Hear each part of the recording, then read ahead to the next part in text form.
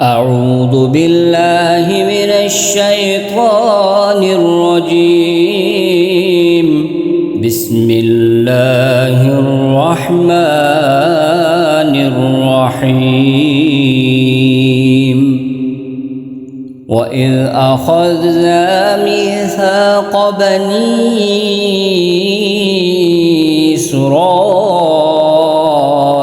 لا تعبدون إلا الله وبالوالدين إحسانا وذي القربى واليتامى والمساكين وقولوا للناس حسنا وأقيموا الصلاة وآتوا الزكاة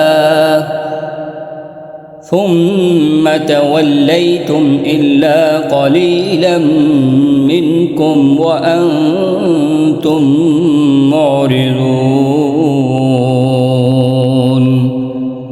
وإذ أخذنا ميثاقكم لا تسفكون دماءكم ولا تخرجون أنفسكم من دياركم ثم أقررتم وأنتم تشهدون. ثم أنتم هؤلاء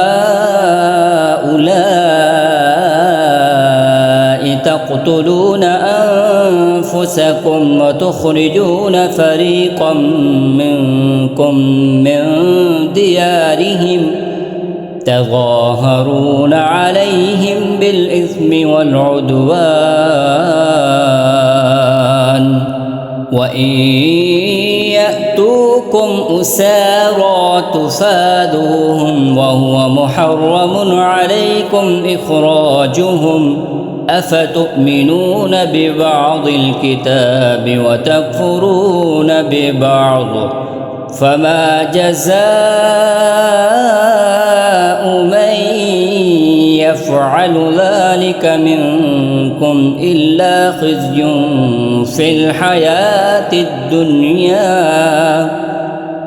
ويوم القيامة يردون إلى أشد العذاب